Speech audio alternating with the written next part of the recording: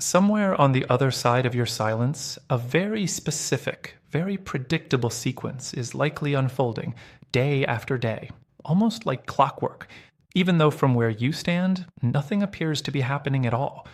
You sent no message, you made no call, you simply stopped, and the absence of any visible response might be convincing you that your silence produced nothing, that they genuinely do not care, that going quiet accomplished absolutely nothing worth the discomfort it required. I am going to walk you through exactly what typically happens instead, the daily pattern that almost never gets witnessed directly, precisely because it happens entirely on their side, hidden from view. And understanding this pattern is going to change how you interpret every single day of continued silence from this point forward. Let's begin with what no contact actually disrupts, because understanding the disruption clarifies why the resulting daily pattern develops so predictably. For as long as the relationship remained active, even in its most inconsistent, confusing form, a certain rhythm existed, one where your presence, your attention, your continued investment functioned as a reliable backdrop against which their own avoidant patterns could safely operate. This backdrop provided something considerably valuable to them: security that, regardless of their own inconsistency, your attention would likely remain available. No contact removes this backdrop entirely, and its removal triggers something considerably more significant than simple annoyance or indifference, regardless of how convincingly their continued silence might suggest otherwise. Let's talk about the first stage of this daily internal pattern, typically emerging within the earliest days following your withdrawal. A stage characterized by genuine, if often unconscious, checking behavior. This checking rarely announces itself dramatically. It often looks like habitual reaching for a phone at moments when contact from you would previously have arrived, a kind of muscle memory expecting a notification that no longer comes. It might look like passing by locations you once frequented together, noticing your absence there in a way that feels oddly significant, despite requiring no direct interaction whatsoever. This checking behavior stems from the same variable reward system discussed extensively within attachment psychology, a system that does not simply switch off the moment reinforcement stops arriving, but instead persists, checking repeatedly, precisely because previous reinforcement had been unpredictable enough to sustain considerable ongoing anticipation. Let's talk about why this checking behavior often continues daily for a considerably longer period than either of you might initially expect. Because unlearning an established pattern of anticipated reward takes measurably longer than simply deciding, intellectually, that the anticipation no longer makes sense. Behavioral psychology has long demonstrated that intermittent reinforcement, once established, produces checking and seeking behavior that persists considerably longer after reinforcement stops than behavior built on consistent, predictable reward ever would. This means the daily checking pattern likely continues well beyond what feels intuitively reasonable, sometimes persisting for weeks, occasionally longer, regardless of how firmly they might consciously believe they have moved on entirely. Let's talk about the second stage, typically emerging alongside or shortly after this checking behavior, a specific kind of internal narrative construction, an ongoing daily process of explaining your silence to themselves in ways that feel manageable rather than threatening. This narrative construction often shifts and evolves considerably over the course of continued no contact, moving through various explanations that each temporarily provide relief before eventually proving insufficient, prompting the mind to search for yet another explanation that might restore a sense of control over an uncontrollable situation. Let's talk about what these evolving narratives typically sound like, because recognizing this pattern helps explain certain behaviors that might otherwise seem confusing if witnessed indirectly. Early narratives often minimize the significance of your silence entirely, assuming it represents a temporary reaction that will naturally resolve without requiring any action on their part. When this minimization eventually fails to hold, given sufficient continued silence, narratives often shift toward mild irritation, framing your continued distance as somewhat unreasonable or excessive, a defensive reframing that protects against the more vulnerable alternative explanation, that their own behavior genuinely caused something significant enough to warrant this level of continued distance. Let's talk about the third stage, one that often develops with particular intensity around specific triggering moments. Information reaching them indirectly about your continued life, your continued well being, evidence that your world continues functioning fully without their involvement. This information does not need to arrive through any dramatic channel. It often arrives simply through mutual acquaintances, casual mentions during unrelated conversations, small pieces of evidence that accumulate into an increasingly undeniable picture that your life has genuinely continued moving forward despite the significant absence their behavior once occupied within it. Let's talk about why this particular kind of evidence often produces a disproportionately strong reaction compared to how minor it might seem from the outside. Continued evidence of your well being directly contradicts whatever narrative might have developed suggesting your silence represents unreasonable overreaction rather than genuine, healthy self protection. Someone functioning well despite significant absence is considerably harder to dismiss as simply being dramatic or excessive, forcing a more uncomfortable reckoning with the genuine significance of what their own behavior actually produced within the relationship.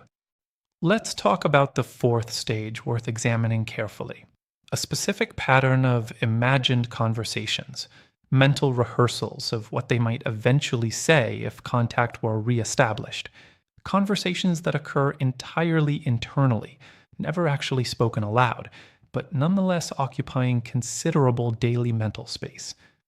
These imagined conversations often serve a specific psychological function, allowing some processing of accumulated guilt or confusion to occur without requiring the actual vulnerability that genuine spoken communication would demand. This internal rehearsal can continue for considerable time without ever translating into actual outreach, precisely because the imagined version provides enough temporary relief to reduce, at least somewhat, the pressure that might otherwise motivate genuine action. Let's talk about what eventually happens when this imagined rehearsal fails to provide sufficient relief on its own, prompting movement toward the fifth stage worth examining: genuine internal debate about whether to actually reach out, weighed against genuine fear of what that outreach might produce.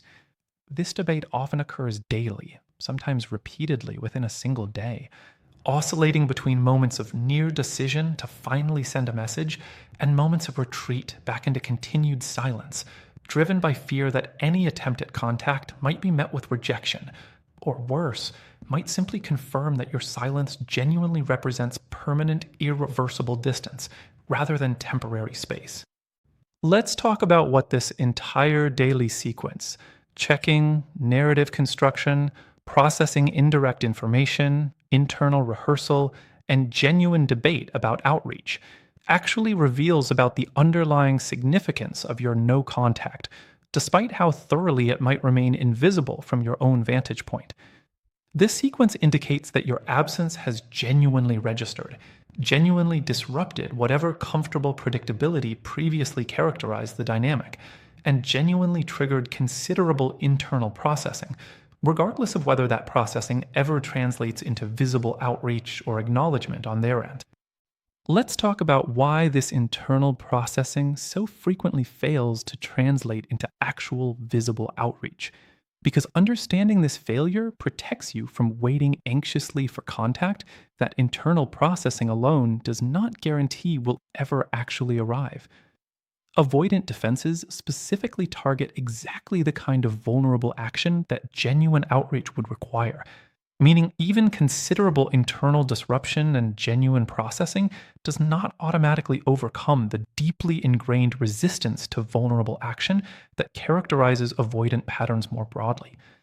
This means their internal experience during your silence, however significant it genuinely is, does not necessarily predict whether they will ever actually act on that internal experience through genuine, direct communication. Let's talk about what this understanding should actually change about how you experience your own continued silence, because this represents perhaps the most important practical application of everything discussed throughout this entire conversation.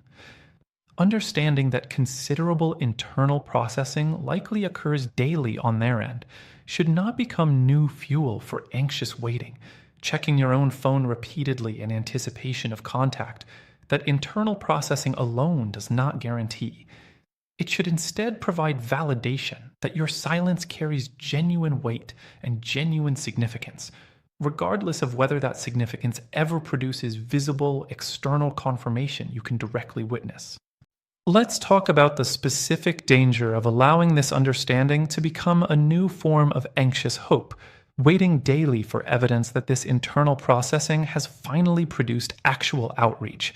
This danger deserves direct acknowledgement, because understanding their likely internal experience should serve your own peace and validation, not become another mechanism for continued anxious monitoring of their behavior. The value of this understanding lies entirely in what it offers you internally, confidence that your silence matters, not in providing a timeline or guarantee for when or whether they will ever translate that internal disruption into visible action. Let's talk about what genuinely protects your own well-being throughout this period of no contact, regardless of whatever internal processing might or might not be occurring on their end. Continued investment in your own life, your own healing, your own sources of meaning, independent entirely of their eventual response, remains the only reliable foundation for genuine peace throughout this process. Their internal experience, however significant, belongs entirely to them to process and eventually act upon, or not, while your own healing belongs entirely to you, requiring no dependency on their eventual behavior in order to proceed fully and completely. Let's talk about the specific way this daily pattern tends to shift in intensity across the overall duration of extended no contact, because the experience described throughout this discussion does not remain static, instead evolving considerably as days accumulate into weeks and eventually into months. The earliest days typically carry the most intense version of checking behavior and narrative construction, driven by acute disruption to a previously predictable pattern. As time extends further, this intensity often begins fluctuating rather than remaining constantly elevated, sometimes fading into periods of apparent calm before suddenly resurging around specific triggers: an anniversary, a shared memory, encountering something that unexpectedly recalls the relationship's earlier moments. Let's talk about what specifically tends to trigger these resurgences of intensity after periods of apparent calm, because recognizing these triggers helps explain the sometimes confusing, non-linear nature of this entire internal process. Significant dates often trigger renewed intensity: birthdays, anniversaries, holidays previously spent together, moments where the absence becomes particularly pronounced against a backdrop of expected connection. Encountering mutual friends or shared environments can similarly trigger renewed intensity, reactivating memory and internal processing that had seemingly settled during more routine, unremarkable periods. Let's talk about the specific role dreams sometimes play throughout this extended process, because this particular phenomenon deserves acknowledgement despite how difficult it is to verify directly. Many people navigating significant relational disruption report unusually vivid or frequent dreams involving the person they have lost contact with. Dreams that often reflect unprocessed material still working through the unconscious mind, even during periods when conscious, waking thought appears relatively settled. This pattern, when it occurs, suggests that internal processing continues even during sleep, further supporting the broader understanding that considerable internal work likely continues occurring, regardless of how settled the external, visible behavior might appear. Let's talk about what happens specifically to their relationship with subsequent romantic interests during this period of internal processing, because new romantic attention sometimes enters the picture during extended no contact, complicating the internal narrative considerably. New romantic interest can sometimes function as an attempt to fill the void your absence created, though this attempt often proves less satisfying than anticipated, precisely because it does not actually resolve the underlying unprocessed material related to your specific relationship. This means genuine internal processing regarding your relationship specifically can continue occurring even while apparent romantic attention shifts elsewhere, two processes that do not necessarily cancel each other out, despite how they might initially seem contradictory. Let's talk about the specific way professional or social performance sometimes gets affected during this period. Evidence occasionally visible to mutual acquaintances, even when direct evidence remains entirely unavailable to you. Difficulty concentrating, uncharacteristic irritability, occasional mentions of the relationship arising unprompted in unrelated conversations. All of these represent potential indirect indicators that considerable internal processing continues occurring, even though none of these indicators guarantee that this processing will ever translate into direct communication or acknowledgement reaching you specifically. Let's talk about the specific way this entire daily pattern relates to broader avoidant psychology, connecting individual daily behaviors back to the underlying attachment architecture that produces them consistently across different relationships and different specific circumstances. Avoidant attachment develops, typically, as a protective response to early experiences where emotional needs were met inconsistently, punished directly, or simply ignored, teaching a developing mind that reliance on others carries genuine risk. This early learning does not simply disappear once someone reaches adulthood.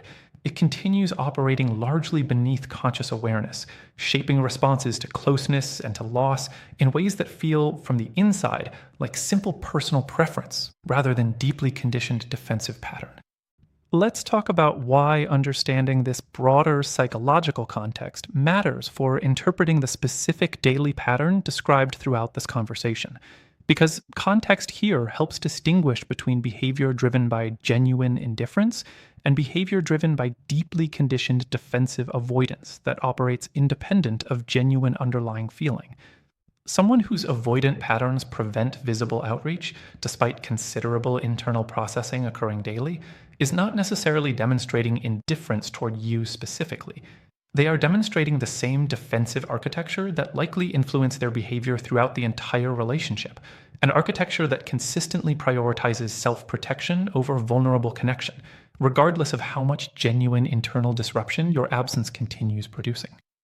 Let's talk about what this understanding should specifically protect you from, namely, the temptation to interpret continued silence as definitive proof that the relationship never mattered to them at all. This interpretation, while understandable given how painful continued silence feels, likely oversimplifies a considerably more complex internal reality, one where genuine significance and genuine avoidant defense operate simultaneously, rather than being mutually exclusive. Their continued silence reflects the strength of their defensive patterns, not necessarily the absence of genuine feeling underneath those patterns. Let's talk about what this nuanced understanding should not become, however, namely, an excuse to continue waiting indefinitely for defenses to eventually soften enough to permit visible outreach. Understanding that genuine internal processing likely occurs does not obligate you to remain in extended limbo, waiting for evidence you cannot directly observe and cannot control the timeline for. Your own life, your own healing, your own forward movement need not depend on whether or when their internal processing ever translates into visible action, regardless of how genuinely significant that internal processing likely proves to be.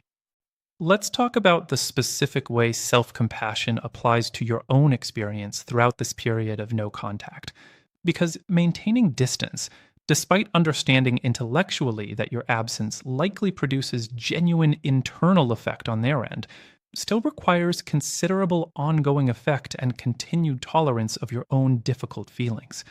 This effort deserves acknowledgement and genuine self-compassion, recognizing that maintaining boundaries, even boundaries you believe firmly represent the healthiest available choice, rarely feels easy or comfortable throughout the entire process of maintaining them consistently over time.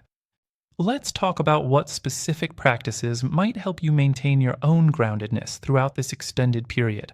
Practices that do not depend on receiving any external confirmation or validation from them regarding the significance of your absence. Continued investment in relationships that offer reliable, consistent connection helps considerably, providing exactly the kind of emotional nourishment that anxious waiting for uncertain contact cannot reliably provide. Continued engagement with activities and goals that generate genuine satisfaction, independent of the specific relationship, similarly supports your own stability throughout this process, regardless of whatever internal processing continues occurring on the other side of your maintained silence. Let's talk about what it means to eventually stop needing to know exactly what internal processing is occurring on their end at all, releasing the question entirely, rather than continuing to seek understanding or confirmation of something that ultimately does not change what your own healing genuinely requires. This release represents perhaps the most advanced stage available within this entire framework, moving beyond even validated understanding of their likely internal experience into a place of genuine indifference regarding the specific details of what continues unfolding on their side, trusting instead entirely in your own continued path forward, regardless of theirs. Let's talk about what happens specifically if contact eventually does arrive after an extended period of silence, because this eventual outcome deserves preparation, even while you remain focused primarily on your own independent healing, rather than on anticipating this possibility. If contact arrives, it deserves the same measured, patient evaluation applied throughout every stage of healthy relational assessment, observed over time rather than immediately trusted based on initial appearance alone. The daily internal processing described throughout this discussion, however genuine, does not automatically guarantee that any eventual outreach reflects complete, sustainable transformation, rather than a temporary reaction to accumulated discomfort finally reaching a threshold requiring some action. Let's talk about the specific danger of allowing eventual contact, should it arrive, to immediately validate months of anxious waiting, retroactively justifying continued hope that might have otherwise been more wisely redirected toward your own independent healing throughout the entire period of silence. Even if contact eventually arrives, and even if that contact reflects genuine growth, this does not retroactively mean that extended anxious waiting represented the wisest possible use of your own time and emotional energy throughout the preceding period. Your own healing, pursued independently, regardless of their eventual behavior, remains valuable and important, regardless of whether contact eventually arrives or whether it never comes at all. Let's talk about what genuinely sustainable emotional independence looks like throughout this entire process.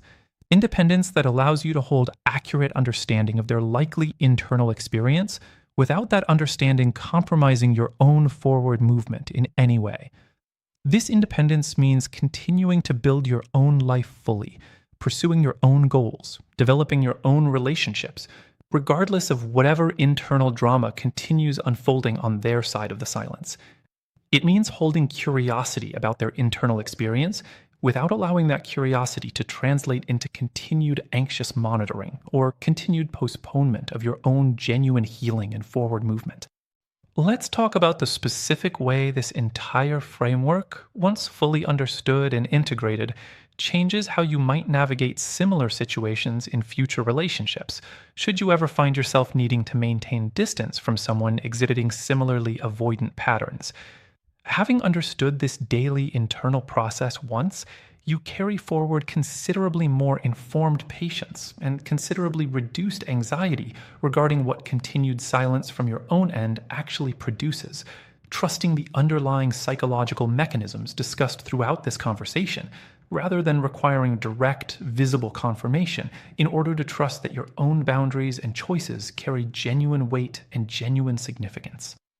Let's talk about what remains most important to remember throughout this entire process, distilled into its simplest, most essential form.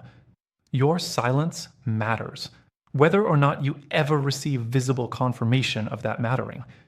Their internal processing, whatever form it actually takes, belongs entirely to them to navigate and eventually act upon, or not. Your own healing, your own continued investment in your own life, remains the only outcome genuinely within your control, and remains valuable and worth pursuing fully, regardless of whatever remains permanently invisible to you on the other side of the boundary you have chosen to maintain. Let's talk, finally, about the specific piece available once you have fully released the need to know exactly what is happening on their end at all, trusting instead entirely in your own path forward. This piece does not require certainty about their internal experience. It does not require confirmation that your silence produced the effect described throughout this discussion. It requires simply continued commitment to your own well being, your own healing, your own life, built and sustained entirely independent of whatever remains permanently unknown and ultimately unnecessary for you to know in order to move forward fully and completely into whatever comes next. Let's talk about a particular trap worth naming directly. The trap of becoming so invested in imagining their daily internal experience that you inadvertently recreate a form of connection to them entirely through fantasy, spending considerable mental energy constructing detailed scenarios about their supposed suffering or their supposed internal reckoning. Energy that, while directed away from actual contact, still keeps you deeply entangled with them internally, regardless of maintained external silence.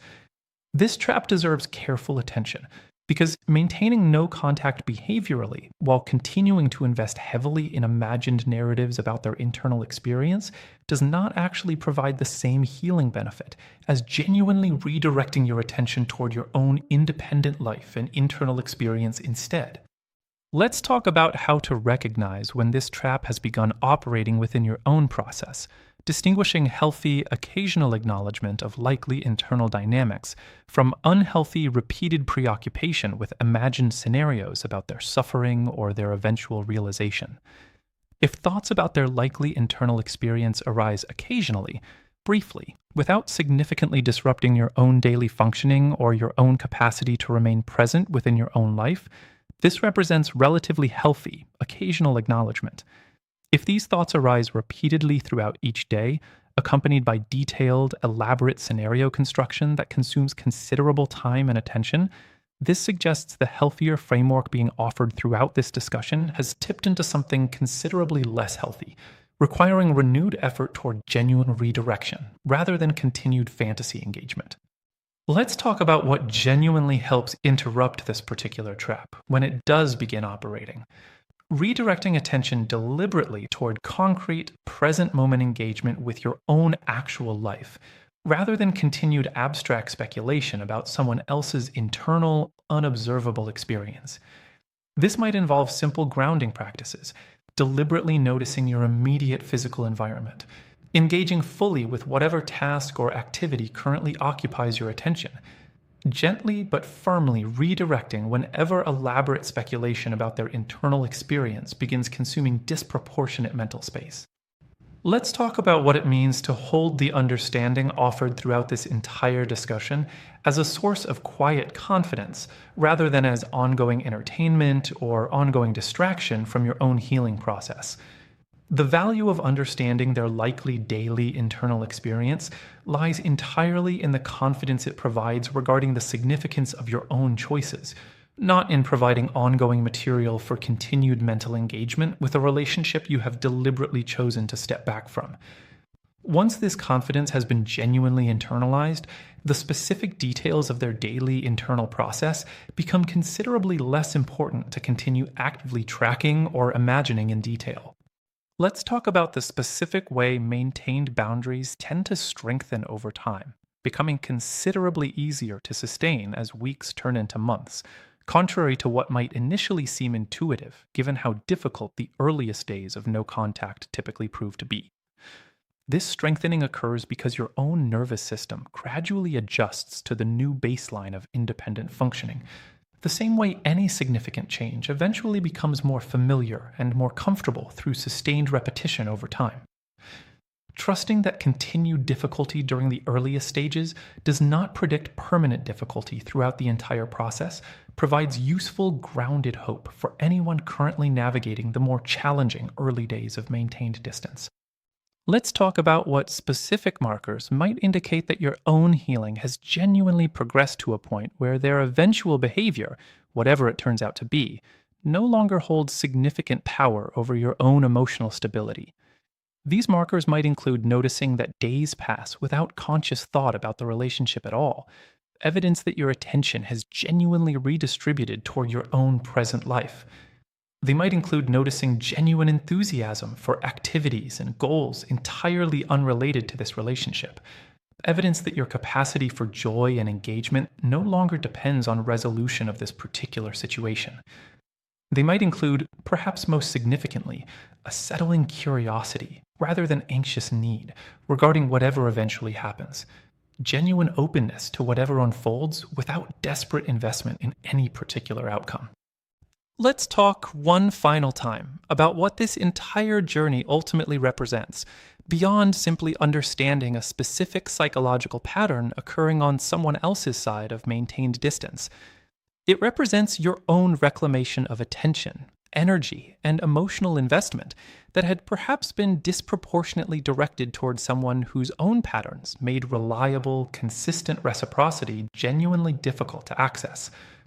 Whatever continues unfolding daily on their side of this silence, your own daily experience, increasingly redirected toward your own genuine well being and your own genuine life, represents the outcome that ultimately matters most, regardless of whatever remains permanently unknown about the details of their own parallel internal process. And so, if you have been wondering whether your silence has produced any genuine effect at all, whether going no contact accomplished anything meaningful, despite the apparent absence of any visible response, trust that something considerably more significant than visible silence suggests has very likely been occurring daily on their side of this equation. But hold this understanding loosely, as validation for your own choice, rather than as fuel for continued anxious anticipation of contact that may or may not ever arrive. Your peace, your healing, your continued investment in your own life, these remain entirely within your own control, regardless of whatever daily internal processing continues unfolding, invisible to you, on the other side of the silence you have chosen to maintain.